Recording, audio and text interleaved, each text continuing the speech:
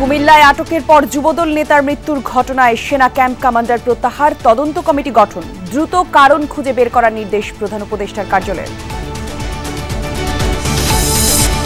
গণতন্ত্র রাজনৈতিক স্থিতিশীলতার স্বার্থে প্রধানমন্ত্রীর ক্ষমতা কমানোর পক্ষে বিশ্লেষকরা অতিমাত্রায় সংকুচিত না করে ভারসাম্য রক্ষার পরামর্শ। রাষ্ট্র চালাবে কিন্তু প্রধানমন্ত্রী, তিনি রাষ্ট্রের প্রধান নির্বাহী। তো আপনি যদি তারে বেশি সিপাই ফেলেন তাইলেও কিন্তু রাষ্ট্র ভালো চলবে না। কাজে এখানেও আপনারা খেয়াল রাখতে হবে। চীন, ভারত সহ প্রতিবেশী দেশগুলোর সাথে দূরত্ব কমাতে উদ্যোগী বিএনপি, সমমর্যাদার ভিত্তিতে সম্পর্ক উন্নয়নের নীতিতে মিলছে ইতিবাচক সাড়া। যে যাদের সাথে যে রিলেশনশিপের প্রয়োজন সেই রিলেশনশিপটা আমরা মেনটেন করব। जर्रा भी मुसलमान ईमान की हिफाजत के साथ ले गया, बाकी जिंदगी नाफरमानी वाली है। अल्लाह चाहें तो गुनाहों को बख्श दें। বিশ্ব ইজতেমায় দ্বিতীয় দিনের মতো চলছে নানা আনুষ্ঠানিকতা। জোহরের পর যৌতুকবিহীন গণবিবাহ অনুষ্ঠিত হবে কাল সকাল 9টায় আখেরি মোনাজাত।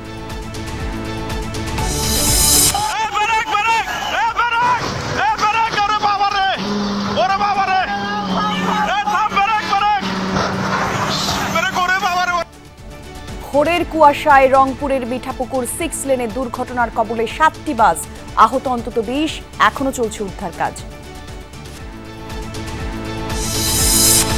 যুক্তরাষ্ট্রে আবারও বিমান দুর্ঘটনা, ফিলাডেলফিয়ায় 6 আরোহীর প্রাণহানির শঙ্কা, ওয়াশিংটনে 41 মরদেহ উদ্ধার, 28 জনের পরিচয় শনাক্ত।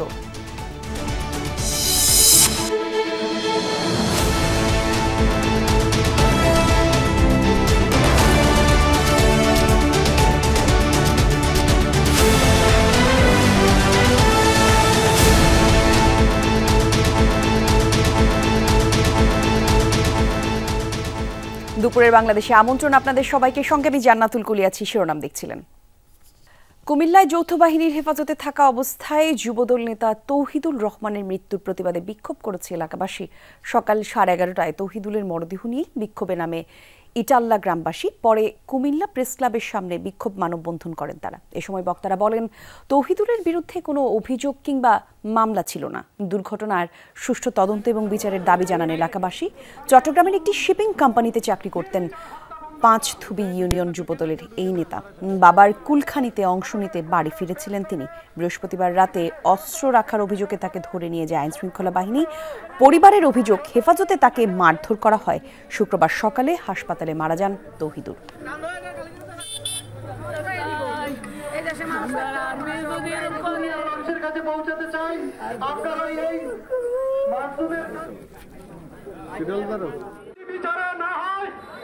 কুমিল্লায় যৌথ বাহিনীর অভিযানে আটক মোহাম্মদ তৌহিদুল ইসলামের মৃত্যুর ঘটনায় তাৎক্ষণিক ব্যবস্থা নেওয়া হয়েছে বলে জানিয়েছে আন্তঃবাহিনী জনসংযোগ পরিদপ্তর ISPR। এদিকে এই ঘটনার কঠোর নিন্দা জানিয়ে দ্রুত তদন্তের নির্দেশ দিয়েছেন প্রধান উপদেষ্টার কার্যালয়।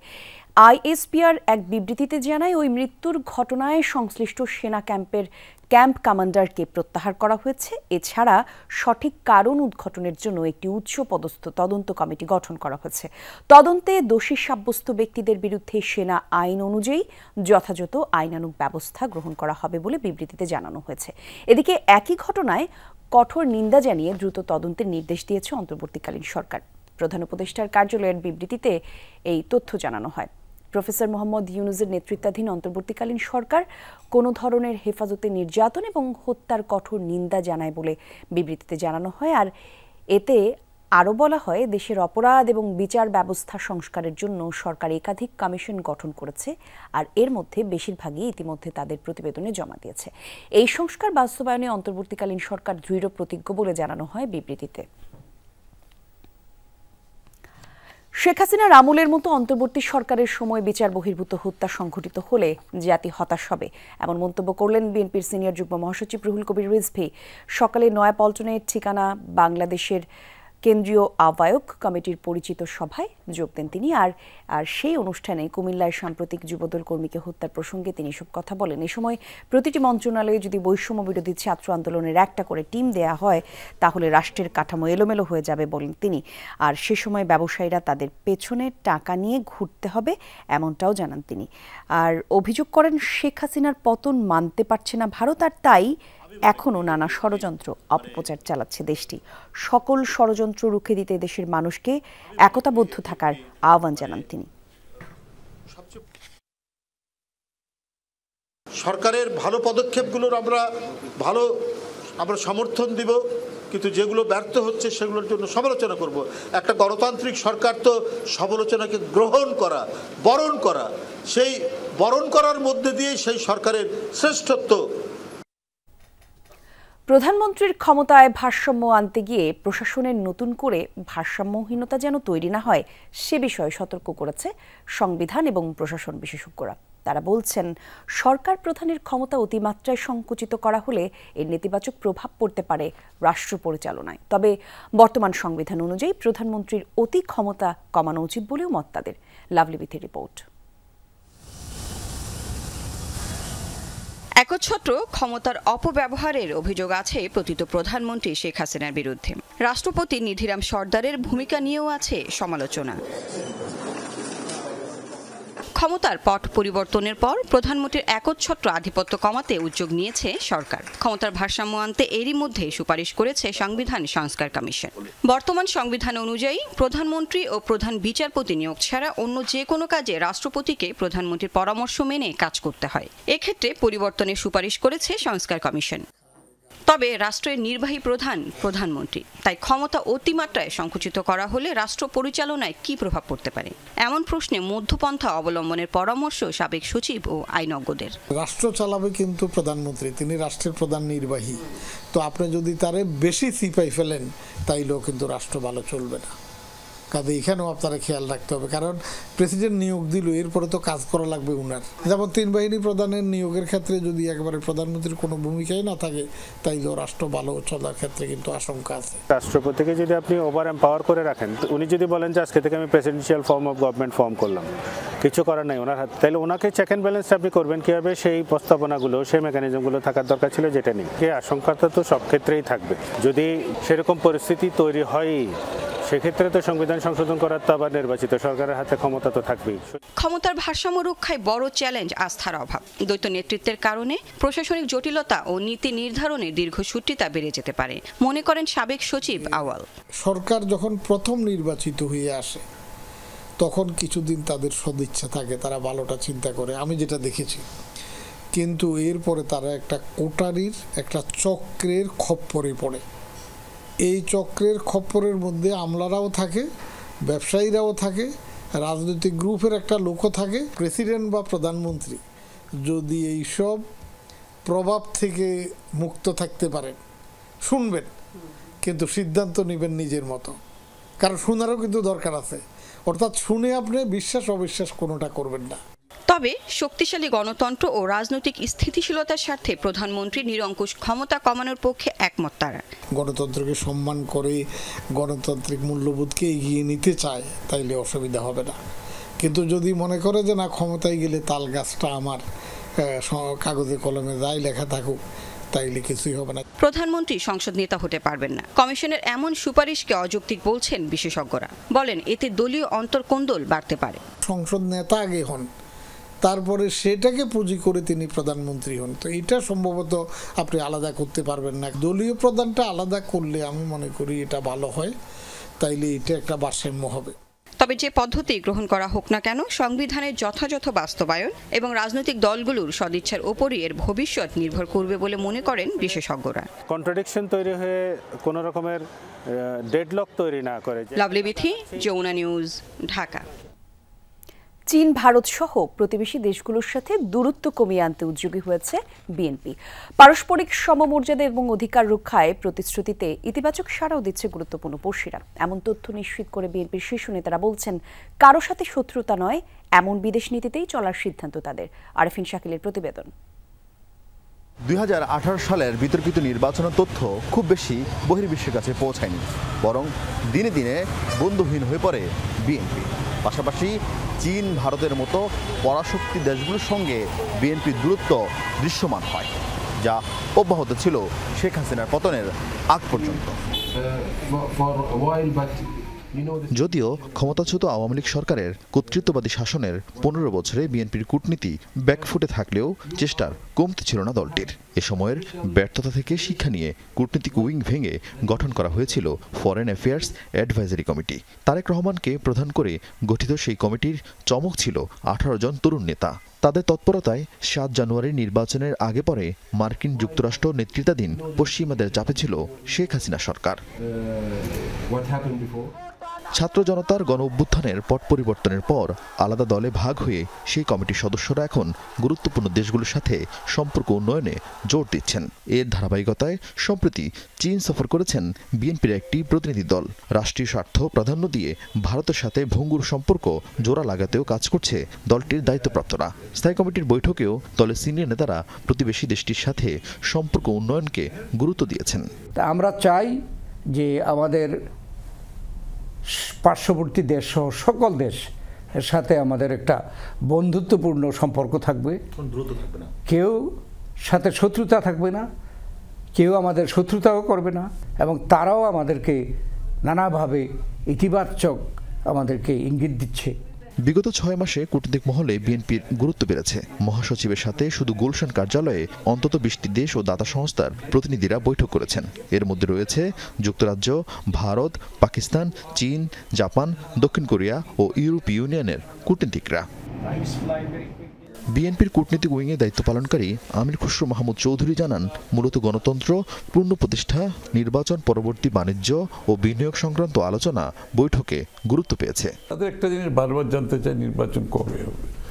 তারা সবাই চায় একটা গণতান্ত্রিক সরকার আসুক, এবং তাদের জন্য কাজ করতে সুবিধা গণতান্ত্রিক সরকারের সাথে বাংলাদেশের জনগণের স্বার্থে যে যাদের সাথে যে রিলেশনশিপের প্রয়োজন সেই রিলেশনশিপটা আমরা মেনটেন করব। দলটির শীর্ষ নেতারা বলছেন, বিদেশ নীতিতে বিএনপি গুরুত্ব দিচ্ছে সমমর্যাদার ভিত্তিতে বাংলাদেশের স্বার্থ রক্ষার উপর। আরিফিন শাকিল, যমুনা নিউজ, ঢাকা। অতীত নিয়ে না পড়ে থাকলেও যারা গুম খুনের সাথে জড়িত তাদের অগ্রাধিকার দিয়ে বিচার করতে হবে, এমনটাই বলেছেন জামায়াতের ইসলামের আমির ডাক্তার শফিকুর রহমান। সকালে সুনামগঞ্জের জামায়াতের কর্মী সম্মেলনে তিনি অংশ নেন। প্রধান অতিথির বক্তব্যে শফিকুর রহমান বলেন, জামায়াত ক্ষমতায় গেলে সবার আগে গুরুত্ব দেবে শিক্ষা খাতে। পিছিয়ে পড়া জেলাগুলোকে অগ্রসর করতেও কাজ করবে জামায়াত। প্রায় 1.5 যুগ পর আয়োজিত জামায়াতের সম্মেলনে সকাল থেকেই কানায় কানায় পূর্ণ হয়ে ওঠে জুবিলি উচ্চ বিদ্যালয় মাঠ। সম্মেলনে কেন্দ্রীয় এবং স্থানীয় নেতাকর্মী সহ আরও অনেকেই উপস্থিত ছিলেন। অতীতে যেটা হয়েছে তার সাক্ষী আমরা অতীত নিয়ে পড়ে থাকতে চাই না, আমরা কামড়িয়ে করতে চাই না। তবে এই সমাজে যারা মানুষ খুন করেছে তাদের অবশ্যই বিচার হতে হবে। গণহত্যা, মানবতার বিচার হতে হবে, এবং যাদেরকে গুম করা হয়েছিল এবং এখনো গুম করে রাখা হয়েছে, এর দুটি অপরাধের অবশ্যই বিচার হওয়া লাগবে।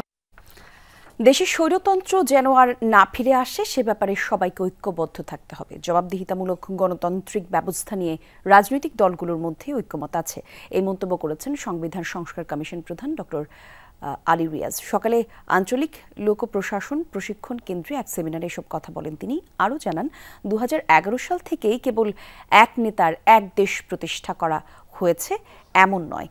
1973 সালেও এক ব্যক্তির এক দেশ এমন ব্যবস্থা প্রত্যাবর্তন করা হয়েছিল। 90-এর পর যে ভঙ্গুর গণতান্ত্রিক ব্যবস্থা ছিল সেটাও ধ্বংস হয়েছে 2009 সালের পর। আলী রিয়াজ বলেন, প্রধানমন্ত্রীর ক্ষমতা অভাবনীয় করা হয়েছে, বিচার বিভাগের স্বাধীনতা খর্ব করা হয়েছে, নিয়ন্ত্রণ করা হয়েছে।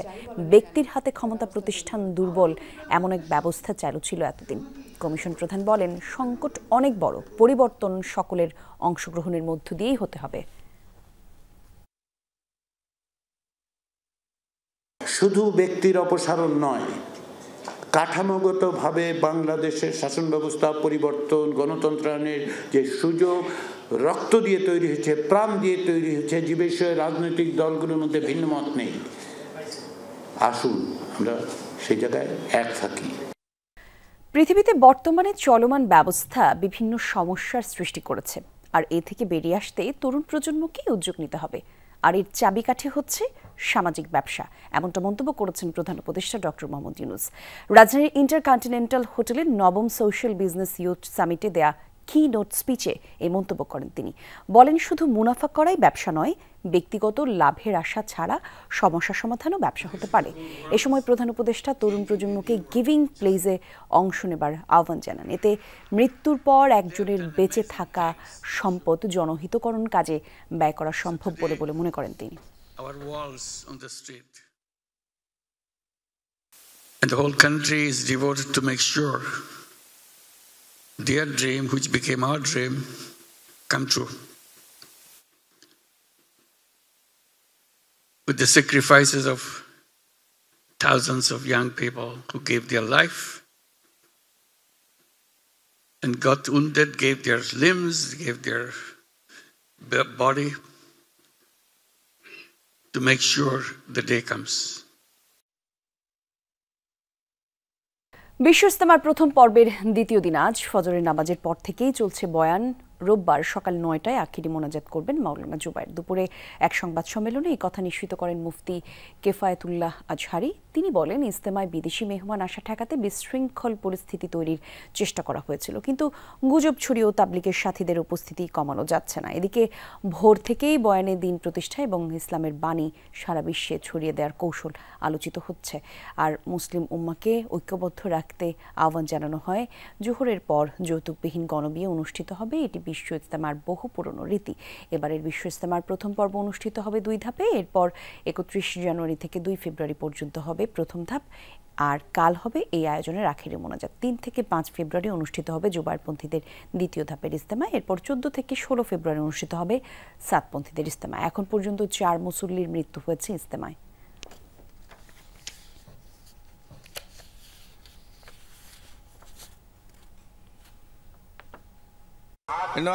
আসল উদ্দেশ্য হলো আমরা কিভাবে নিজেরা দুনিয়াতেও শান্তি পাইতে পারি, পরকালে নাজাত পাইতে পারি। আল্লাহ এবং রসুলের পথে একই পথে আমরা একসাথে চলতে পারি, এটা আমরা সকলেই কামনা করি। আগামীকালকে সকাল 9টায় আখিরি মোনাজাত হবে। আপনারা যে যেখান থেকে সংবাদ আপনারা দেখবেন, আপনারা আশা করি সবান্ধব দাওয়াতের এই বিশ্ব ইজতেমার আখিরি মোনাজাতে আপনারা আগামীকাল সকাল 9টায় শরীক হবেন। হরকাররা বিভিন্ন জায়গায় হঠাৎ করে এসে মুসল্লি সেজে এসে বসে যায়, ওদেরকে উচ্ছেদ করা এবং ওদের মাধ্যমে যে কোনো ঘটনা ঘটিয়ে দিবে না সেটিকে আমরা সবসময় কনসার্নে থাকি। টঙ্গীর তুরাগ তীরে আছেন সহকর্মী রাব্বি সিদ্দিকী, যাচ্ছি তার কাছে। রাব্বি, এই মুহূর্তে কি আনুষ্ঠানিকতা চলছে আমাদের জানাবেন। জানতে পেরেছিলাম যে জোহরের পরপর গণবিবাহের অনুষ্ঠান রয়েছে, একটু জানাবেন আমাদের কি অবস্থা চলছে।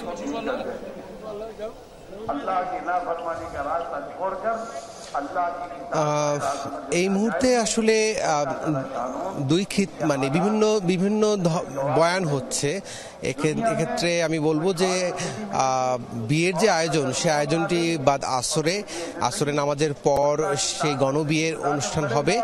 এখন বিভিন্ন ভাগ হয়ে হুজুররা, আলেম ওলামারা ভাগ হয়ে বয়ানে অংশ নিচ্ছেন এবং নিজেরাও কিন্তু ধর্মীয় যে পাঠ, সেই পাঠ কার্যক্রমে যোগ দিয়েছেন।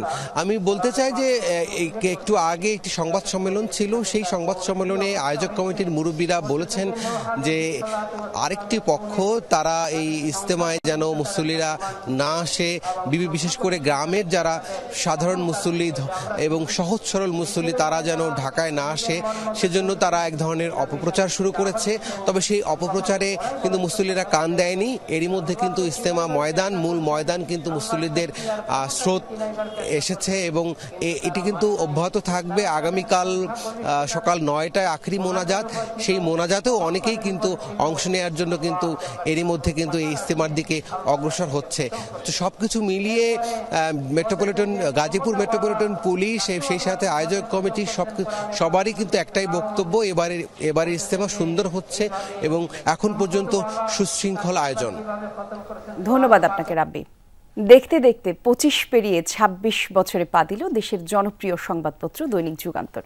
যমুনা ফিউচার পার্কে যমুনা কনভেনশন সেন্টারের মহল হলে চলছে রজত জয়ন্তী উদযাপন।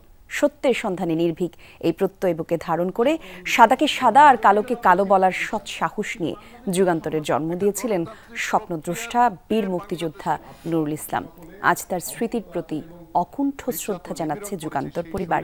ফ্যাসিবাদ মুক্ত দেশে আনন্দ ঘন সময়ে যুগান্তর পরিবারের পক্ষ থেকে সর্বস্তরের পাঠক, লেখক, বিজ্ঞাপনদাতা, এজেন্ট, হকার সহ সব শুভাকাঙ্ক্ষীদের প্রতি শুভেচ্ছা আর ভালোবাসা জানিয়েছে যুগান্তর পরিবার।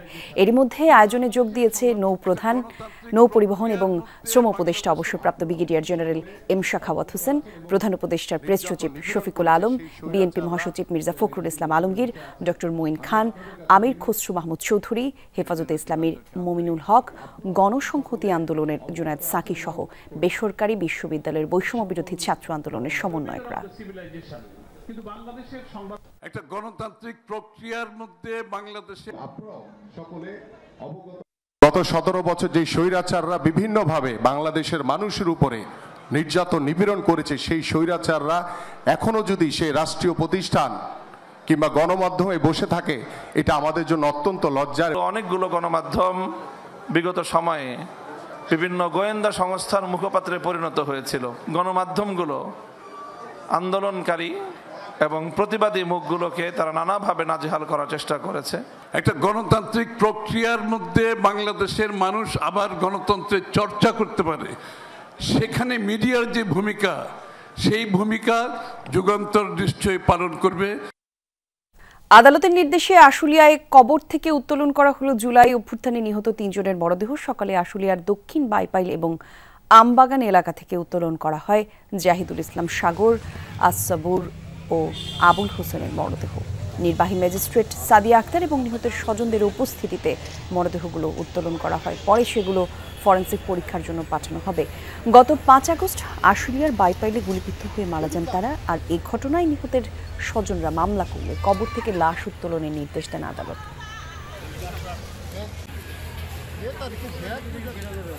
জেলা ম্যাজিস্ট্রেট স্যারের নির্দেশনাক্রমে আমি আজ এখানে আমার তত্ত্বাবধানে এখানে একটি লাশ উত্তোলন করা হয়েছে। বাদীর ভিকটিমের যে বাদী অর্থাৎ তার ভাই নিজে এসে লাশ শনাক্ত করেছেন, কবর শনাক্ত করেছেন। এখন CRPC 174 to 176 এর ধারা অনুযায়ী বিধিবিধান মেনে সকল কার্যক্রম সম্পন্ন করা হয়েছে। লিবিয়ায় মানব পাচারকারীদের হাতে প্রাণ হারালেন ফরিদপুরের ভাঙার 2 যুবক। পরিবারে চলছে আহাজারি। নিহতরা হলেন কুমারখালী গ্রামের হৃদয় মাতব্বর এবং রাসেল হাওলাদার। স্বজনদের দাবি, শুক্রবার সন্ধ্যায় গুলিতে হত্যার পর হোয়াটসঅ্যাপে মরদেহের ছবি পাঠানো হয়। 2 মাস আগে এলাকারই 3 দালালের মাধ্যমে ইতালির উদ্দেশ্যে ঘর ছাড়ে হৃদয় আর রাসেল। লিবিয়ায় নিয়ে জিম্মি করা হয় দুজনকে। দাবি করা হয় মোটা অঙ্কের মুক্তিপণ। হৃদয়কে ছাড়াতে 16 লাখ টাকা মুক্তিপণ দেওয়ার দাবিও করেছে তার পরিবার। তবে 4 থেকে 5 দিন ধরে তাদের সাথে পরিবারের যোগাযোগ বিচ্ছিন্ন ছিল।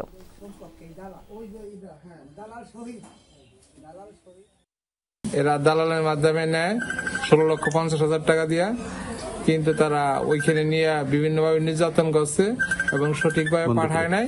কিছুদিন আগে মোবাইল নিয়ে গেছে, সবাই মোবাইল নিয়ে গেছে, 15 জনের মোবাইল নিয়ে তাদের কথাবার্তা বরাবর দেয় না এবং খুব অমানসিক নির্যাতন করে।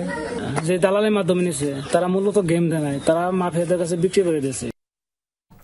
শীর্ষ সন্ত্রাসীদের ধরতে আইন শৃঙ্খলা বাহিনীর অভিযান অব্যাহত আছে বলে জানিয়েছে ঢাকা মহানগর গোয়েন্দা পুলিশ প্রধান। সকালে হত্যার ছিনতাইয়ের ঘটনায় বেশ কয়েকজনকে আটকের বিষয়ে আয়োজিত সংবাদ সম্মেলনে এই কথা জানান তিনি। বলেন, নগরীর বিভিন্ন স্থানে ছিনতাইকারীদের ধরতে অভিযান অব্যাহত রেখেছে গোয়েন্দা পুলিশ।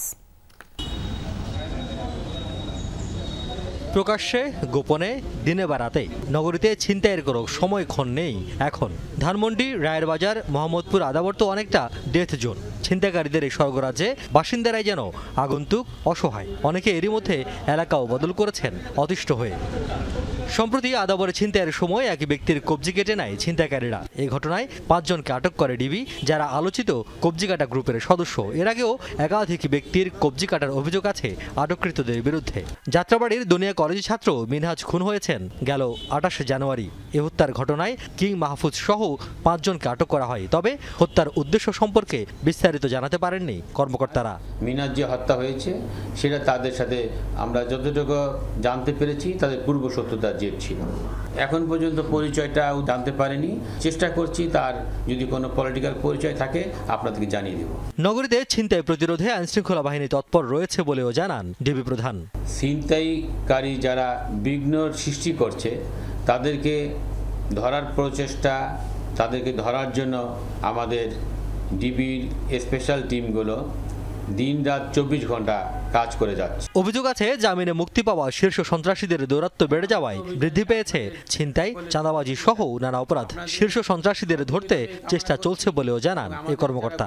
আমাদের পরিকল্পনা কোনো সন্ত্রাসী, কোনো খারাপ কাজে লিপ্ত, অবৈধ কাজে লিপ্ত কেউ আইনের হাত থেকে রক্ষা পাবে না। আমাদের প্রক্রিয়া, আপনারা যে প্রশ্ন করেছেন, আমাদের অভিযান সবসময় অব্যাহত থাকবে। এটা শুধু একটা দীর্ঘমেয়াদী পরিকল্পনা, আমাদের পরিকল্পনা সারা বছরের জন্যই, সব সময়ের জন্য। এদিন তাঁতিবাজারে স্বর্ণ ব্যবসায়ীকে কুপিয়ে হত্যার ঘটনায় 6 জন সহ পৃথক ঘটনায় আরও কয়েকজন ছিনতাইকারীকে আটকের খবর জানায় DB. Riaz Raihan, Jamuna news, Dhaka.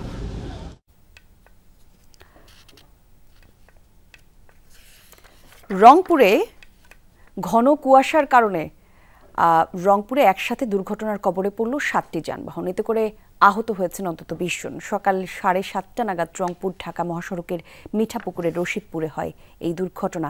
Highway police জানায়, কুয়াশার কারণে একটি মাছ ভর্তি পিকআপ ধীর গতিতে চলছিল। গাড়িটির পেছনে থাকা একটি যাত্রীবাহী বাস এতে ধাক্কা দেয়। এরপর পেছনে থাকা আরও 4টি বাস এবং একটি কাভার্ড ভ্যানের পরপর ধাক্কা লাগে। এতে করে ছড়িয়ে পড়ে আতঙ্ক। ফায়ার সার্ভিস উদ্ধার তৎপরতা চালায়। আহতদের ভর্তি করা হয়েছে স্থানীয় হাসপাতালে।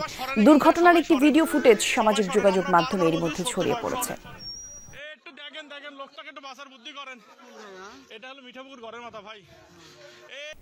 বাঙালির অধিকার রক্ষায় বরাবরই অস্ত্র ছিল ভাষা। কখনো স্লোগান, কখনো পোস্টার, কখনো বুকে লিখে, আবার কখনো বা গ্রাফিতি হয়েছে প্রতিবাদের অস্ত্র। 1952 থেকে 2024 যখনই অধিকার রক্ষার লড়াই হয়েছে, তখনই অন্যতম মাধ্যম হয়ে উঠেছে ভাষা। ট্রিগার চাপা বুলেট প্রাণ নিতে পারলেও প্রতিবাদের ভাষার কাছে তা বরাবরই হয়েছে মলিন, ধূসর। ভাষার মাসের শুরুতে আহমেদ রেজার প্রতিবেদন।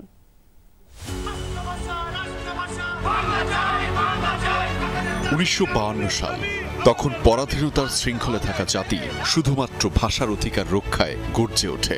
144 ধারা ভঙ্গ করে নিরস্ত্র বাঙালি পথে নামে।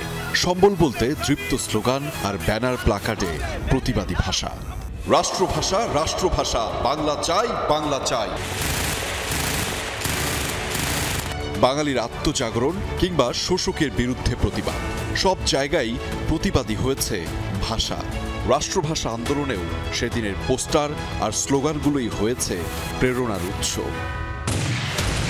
1971 বাংলার স্বাধিকার আন্দোলনের মুহূর্তেও প্রতিবাদের উপকরণ হয়েছে ভাষা। লাল সবুজের জমিনটাকে নিজের করে নিতে মহান মুক্তিযুদ্ধে বুলেটের জবাব বুলেট দিয়ে দিয়েছে বাংলার মানুষ। তবে তার আগে অকুতোভয় বাঙালি স্লোগান আর প্লাকার্ড হাতে অবলীলায় দাঁড়িয়েছে বন্দুকের সামনে। সেখানেও পরাজিত বুলেট। জয়ী বাঙালির বুক পকেটের সাহস, যার উপকরণের নাম ভাষা। তোমার আমার ঠিকানা পদ্মা মেঘনা যমুনা, তুমি কে আমি কে, বাঙালি বাঙালি। 90-এর স্বৈরাচার বিরোধী আন্দোলনে সাহসী নূর হোসেনের কথা নিশ্চয়ই আপনাদের মনে আছে। বুকে পিঠে দৃপ্ত স্লোগানে অকুতোভয় নূর হোসেন তার প্রতিবাদ জানিয়েছিল ভাষার মাধ্যমেই। বুলেট হয়তো বিদ্ধ করেছে নূর হোসেনকে, কিন্তু তাতে কি জয়ী তো হতে পারেনি। জয় হয়েছে ভাষারই, প্রতিবাদী ভাষার।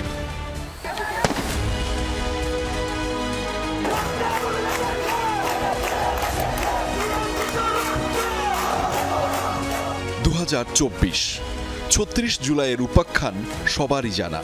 ছাত্র জনতার গণঅভ্যুত্থানে ক্ষমতাচ্যুত হয়ে দেশ ছেড়ে পালান শেখ হাসিনা।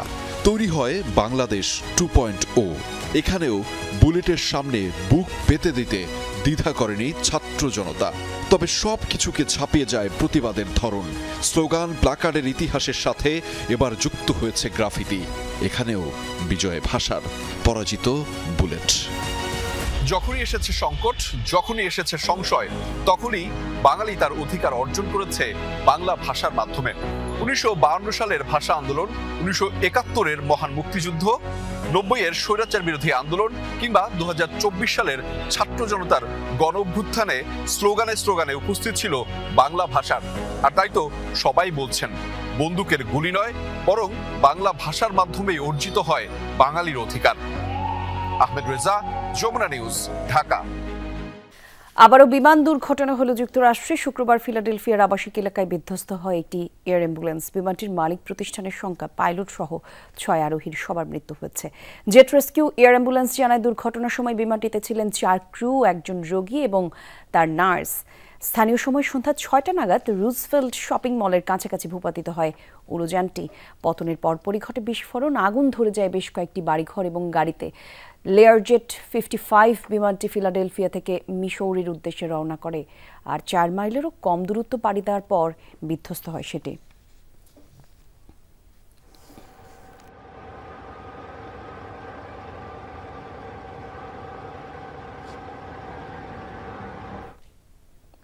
এদিকে ওয়াশিংটন ডিসিতে বিমান এবং হেলিকপ্টারের ভয়াবহ সংঘর্ষের ঘটনায় এখনও চলছে উদ্ধার কাজ। পোটোম্যাক নদীতে এখনও পর্যন্ত 41টি মরদেহ পাওয়া গেছে, 28 জনের পরিচয় শনাক্ত করা গেছে। শুক্রবার উদ্ধার করা হয়েছে বিধ্বস্ত সামরিক হেলিকপ্টারের ব্ল্যাক বক্স। 2 উড়োযানটির মোট 3টি ব্ল্যাক বক্সেই পাওয়া গেছে। হেলিকপ্টারের থেকে 3 সেনার সবার মরদেহ উদ্ধার করা হয়েছে এবং গত বুধবার ওয়াশিংটন ডিসির রোনাল্ড রিগেল জাতীয় বিমানবন্দরের কাছাকাছি মাঝ আকাশে সংঘর্ষ হয় আমেরিকান এয়ারলাইন্সের বিমান এবং ব্ল্যাক হক হেলিকপ্টারের, আর 2টি উড়োযানই বিধ্বস্ত হয় পোটোম্যাক নদীতে। শুল্ক আরোপ ইস্যুতে মুখোমুখি যুক্তরাষ্ট্র, কানাডা। আজ থেকেই মেক্সিকো এবং চীনের পাশাপাশি প্রতিবেশী কানাডার পণ্যের আরোপ করা হচ্ছে বাড়তি শুল্ক। এমন পরিস্থিতিতে ওয়াশিংটনের বিরুদ্ধে পাল্টা কঠোর পদক্ষেপের হুঁশিয়ারি দিয়েছে অটোয়া। তবে গণমাধ্যমের হুমকি ধামকি না দিয়ে প্রধানমন্ত্রী জাস্টিন ট্রুডোকে সরাসরি ট্রাম্পের সাথে যোগাযোগের পরামর্শ দিয়েছে হোয়াইট হাউস। ফেব্রুয়ারির প্রথম দিন থেকে কানাডা, মেক্সিকো ও চীনের উপর শুল্ক আরোপের হুঁশিয়ারি দিয়েছিলেন নবনির্বাচিত মার্কিন president Donald Trump. White house নিশ্চিত করল ঘোষণা অনুযায়ী শনিবার থেকেই কার্যকর হচ্ছে সে সিদ্ধান্ত। ফেব্রুয়ারির প্রথম দিনই শুল্ক আরোপের সময় নির্ধারণ করেছিলেন প্রেসিডেন্ট। আমি নিশ্চিত করতে পারি যে শনিবার থেকেই মেক্সিকো ও কানাডার উপর 25% এবং চীনের উপর 10% শুল্ক আরোপের সিদ্ধান্ত বাস্তবায়িত হচ্ছে। যুক্তরাষ্ট্রের শুল্ক আরোপের সিদ্ধান্তে ব্যাপক ক্ষতির মুখে পড়ার শঙ্কায় কানাডা, আর তাই পরাশক্তি ওয়াশিংটনের বিরুদ্ধে পাল্টা পদক্ষেপের হুঁশিয়ারি দিয়েছেন দেশটির প্রধানমন্ত্রী জাস্টিন ট্রুডো, যদিও তা কি হবে স্পষ্ট করেননি। কানাডার উপর শুল্ক আরোপে এখনো অনড় প্রেসিডেন্ট ট্রাম্প। আমি আসলে জানি না কি হতে যাচ্ছে, তবে আমাদের অবস্থান স্পষ্ট। কানাডার ওপর বাড়তি শুল্ক আরোপ হলে আমরাও জবাব দিতে প্রস্তুত। অবশ্যই যুক্তিসঙ্গত উপায়ে তাৎক্ষণিক পদক্ষেপ নেওয়া হবে। যুক্তরাষ্ট্রের দাবি, অবৈধ অভিবাসীদের ঢল ও ফেন্টানিলের মতো মাদকের প্রবেশ ঠেকাতে দেশগুলোর ওপর চাপ বাড়ানোই উদ্দেশ্য। গণমাধ্যমে মন্তব্য না করে এই ইস্যুতে ট্রুডোকে সরাসরি ট্রাম্পের সাথে যোগাযোগের পরামর্শ দিয়েছেন হোয়াইট হাউসের প্রেস সেক্রেটারি। 3 দেশ থেকেই যুক্তরাষ্ট্রে অবৈধভাবে ফেন্টানিল প্রবেশ করছে। দক্ষিণ সীমান্তে গত 2 বছরে যে পরিমাণ ফেন্টানিল জব্দ করা হয়েছে তা কয়েক মিলিয়ন মানুষের মৃত্যু ঘটাতে সক্ষম। এ কারণেই শুল্ক আরোপের সিদ্ধান্ত নিয়েছেন প্রেসিডেন্ট। মিডিয়ার সামনে উদ্ভট মন্তব্য করার চেয়ে এ বিষয়ে প্রেসিডেন্ট ট্রাম্পের সাথে কথা বলাই জাস্টিন ট্রুডোর জন্য বুদ্ধিমানের কাজ হবে। সময় উল্লেখ না করলেও ইউরোপীয় ইউনিয়ন, চীন, ভারত ও রাশিয়ার নেতৃত্বাধীন জোট ব্রিক্সের বিরুদ্ধেও বাড়তি শুল্ক আরোপের হুঁশিয়ারি দিয়েছেন ট্রাম্প। মোস্তফা মাহমুদ, যমুনা নিউজ। যুদ্ধবিরতি চুক্তির আওতায় 4র্থ দফায় আরও 3 জিম্মিকে মুক্তি দিল হামাস। খান ইউনিস থেকে 2 জন এবং গাজা সিটি থেকে মুক্তি দেওয়া হয়েছে 1 জিম্মিকে। শনিবার খান ইউনিসে 53 বছর বয়সী ওয়াফার কালদেরান এবং 34 বছরের ইয়ারদেন বিবাসকে স্বেচ্ছাসেবী সংগঠন রেড ক্রসের কাছে হস্তান্তর করা হামাস। পরে গাজা সিটিতে মুক্তি দেওয়া হয় মার্কিন ইসরায়েলি নাগরিক কেইথ সিয়েগেলকে। পরে তাদের নিয়ে যাওয়া হয় ইসরায়েলে এবং এই 3 জনের বিনিময়ে মুক্তি পাবে 183 ফিলিস্তিনি। গত 19 জানুয়ারি যুদ্ধবিরতি কার্যকর হয় গাজায়। 3 ধাপে 15 জিম্মিকে মুক্তি দিয়েছে হামাস। বিনিময়ে ছাড়া পান 400 ফিলিস্তিনি কারাবন্দী। দর্শক, এই ছিল দুপুরের বাংলাদেশের আয়োজনে। এতক্ষণ সঙ্গে ছিলেন যারা, ধন্যবাদ সবাইকে।